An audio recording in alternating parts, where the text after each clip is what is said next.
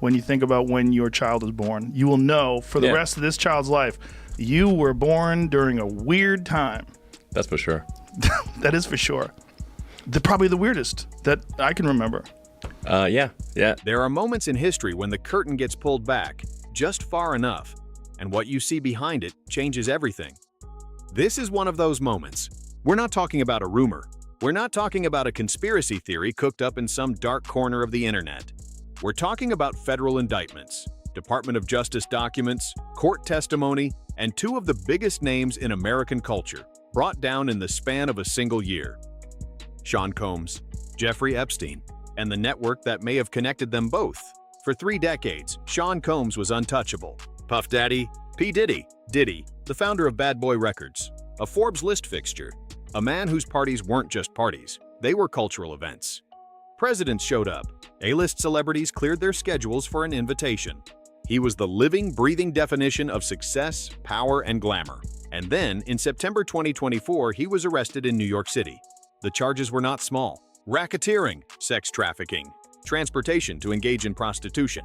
The federal indictment alleged that between approximately 2004 and the time of his arrest, Combs abused, threatened, and coerced women and others, running a criminal enterprise that included forced labor, kidnapping, arson, bribery, and obstruction of justice. This wasn't gossip. This wasn't a tabloid headline. This was the United States Department of Justice. Prosecutors had already spoken to more than 50 witnesses. They had seized dozens of cell phones, laptops, and hard drives. And they were in possession of video footage allegedly showing the very acts Combs is accused of orchestrating. Those acts had a name: freak-offs. These were coerced, sometimes days-long sexual performances that Combs allegedly arranged, using male commercial sex workers, carried out through force, fraud, and manipulation. The whole idea what a baby is very different. Yeah. So now as you get older and get to appreciate it as a mature, fully formed adult, it must be really pretty wonderful. Yeah, wonderful. It's great. But babies are awesome. A music producer named Lil Rod Jones Jr. went further in a civil lawsuit. He alleged that Combs used hidden cameras at his events, recording the most powerful, the most famous people in the room. Collecting footage, collecting leverage, building a quiet system of control that kept the circle loyal and the secrets buried deep. Sound familiar? It should, because there is another name that sits at the center of this entire conversation: Jeffrey Epstein. A financier with a private island, a jet with a notorious nickname, a guest list that reads like a directory of global power, politicians, royalty, tech billionaires, celebrities. He was arrested in July 2019 on federal sex trafficking charges, and in August of that same year, he was found dead in his Manhattan jail cell. The official ruling was suicide. The world never accepted it. Then, in January 2025, the Department of Justice began releasing what the public had demanded for years: the Epstein files. The anticipation was enormous. Millions of people believed this was finally the moment. That names would surface, that accountability would follow, that justice, delayed for years, would arrive. And then, in July 2025, the FBI and DOJ released a joint memo: Epstein died by suicide. There is no client list. There will be no further public releases. Files locked. List does not exist. Case closed.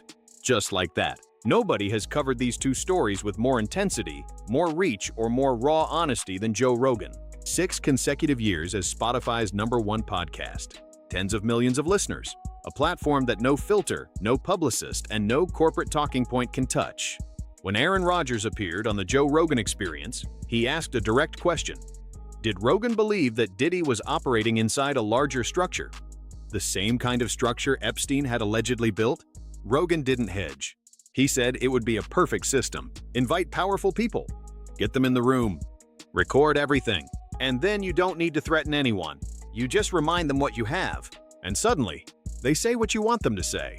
They support what you want them to support. They stay in line. That is not just a music industry scandal. That is a mechanism of control. In another episode with UFC champion Israel Adesanya, Rogan went even further. Adesanya revealed that Diddy had personally slid into his DMs, trying to set up a meeting, just like he allegedly did with dozens of others. And both men arrived at the same haunting conclusion: that, like the Epstein case before it, the Diddy case might slowly fade.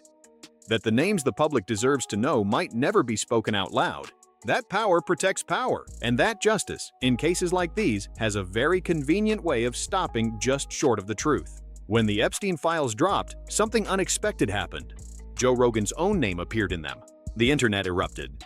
But Rogan addressed it immediately, and the reality is the complete opposite of what people assumed. Intelligence, where you're working with artificial intelligence, are they specifically trying to mimic the developmental process of a human brain?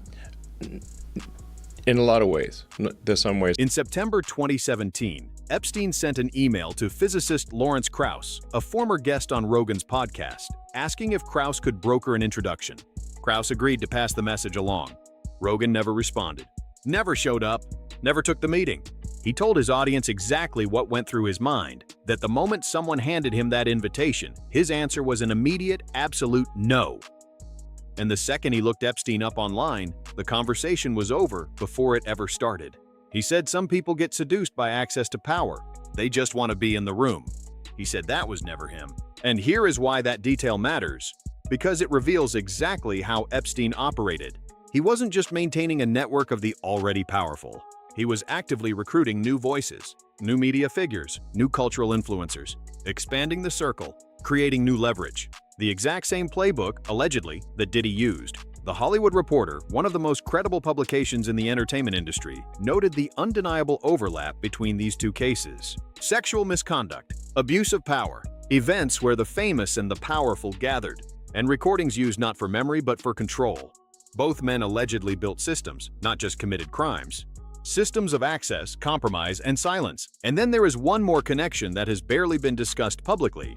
Through the recently released Epstein files, a name emerged, a Russian businessman named Umar Jabrailov. He had documented connections to both Diddy and Jay-Z. He was photographed with them at the Cannes Film Festival. He attended the same events. He moved in the same circles. In March 2026, Jabrailov was found dead in his Moscow apartment with a bullet in his head. Russian authorities called it suicide. His own daughter said he was silenced. After months of legal proceedings, Diddy's trial ended in a split verdict. Acquitted on the most serious charges, convicted on others. Sean Combs is now a convicted felon, sentenced to 50 months in federal prison. For millions of people who followed every detail of this case, that was not justice. It was a ceiling. Because the names, the people who allegedly attended those events, who allegedly benefited from that system, they never came out. Not one. The door opened just enough to convict one man. And then it was shut.